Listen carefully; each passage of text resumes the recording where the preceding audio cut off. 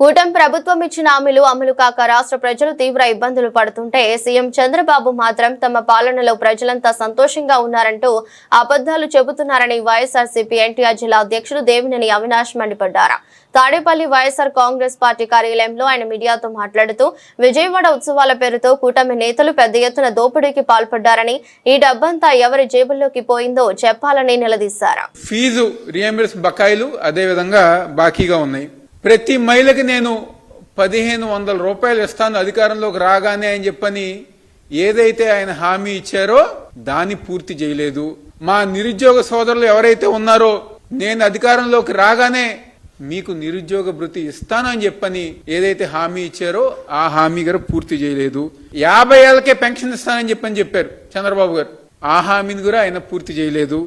అదేవిధంగా రైతులు కానివ్వండి, మహిళలు కానివ్వండి, విద్యార్థులు కానివ్వండి, అన్ని వర్గాల ప్రజలు ఈ రోజు ఈ రాష్ట్రంలో సంక్షేమ కార్యక్రమాలు లేకుండా, అభివృద్ధి కార్యక్రమాలు జరగకుండా అనేక ఇబ్బందులు, అనేక సమస్యలతో ఉంటే నిన్న చంద్రబాబు గారు వచ్చి సంవత్సరం 5 నెలల క్రితం ఈ రాష్ట్రంలో విధ్వంసం ఉండేది, ఎవరు కూడా సంతోషంగా లేరు, ఏదో నేను వచ్చిన తర్వాత ప్రతి ఒక్కరు గారు సంతోషంగా ఉన్నారని చెప్పని అంటున్నారు. మేము ఒకటే అడుగుతున్నాం, ఈ హామీలు నెరవేర్చండి.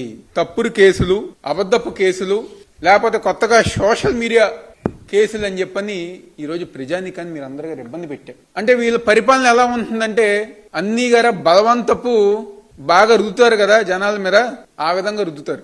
మహిళలకి ఉచిత బస్సు ఇష్టం వల్ల మహిళలు అందరు గారు దర్శనానికి వచ్చారని చెప్పని. అంటే ఏంటి, మా అమ్మవారి దర్శనానికి 100 సంవత్సరాల నుంచి మహిళలు కానివ్వండి, పెద్దవాళ్ళు కానివ్వండి, ఉమ్మడి ఆంధ్రప్రదేశ్ రాష్ట్రంలో ఉన్నప్పుడు కానివ్వండి, లేదా దేశ విదేశాల నుంచి లక్షలాది మంది భక్తులు ప్రతి సంవత్సరం గారు వస్తారు. ఏదో మీరు ఉచితంగా ఏదో బస్సు ఇచ్చారని చెప్పని నిన్న మీరు మాట్లాడతాం ఇంతకన్నా సిగ్గుచేటి విషయం ఇంకేదైనా ఉందా అని చెప్పని ఈ రోజు చంద్రబాబు గారిని, అదేవిధంగా కూటమి ప్రభుత్వాన్ని మేము అందరం గారు అడుగుతున్నాం. ప్రతి ఒక్కరి గారు అమ్మవారి భక్తి చాటి చెప్పే విధంగా ప్రతి సంవత్సరం గారు ఉత్సవాలు జరుగుతాయి. ఏదో మీరేదో కొత్తగా వచ్చి ఉత్సవాలు కనిపెట్టాం, లేకపోతే మేము వచ్చిన తర్వాతే ప్రజానికం సంతోషంగా ఉన్నారని చెప్పని సొంత దెబ్బ మీరు కొట్టుకోవటం కాదు.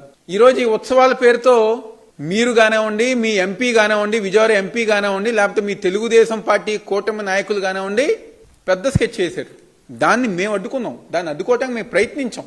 ఉత్సవాల పేరుతో ఏదైతే మచిలీపట్నం గొడుగు వెంకటేశ్వర భూములు ఉన్నాయో దాదాపుగా 40 ఎకరాలు, ఆ ఆస్తి విలువ వచ్చేసి 450 కోట్లు ఉంటుంది. దాన్ని మీరు కాజేయాలని చెప్పి చూసిన మాత్రం వాస్తవం కాదా అని చెప్పి ఈరోజు మేము అందరం గారు అడుగుతున్నాం.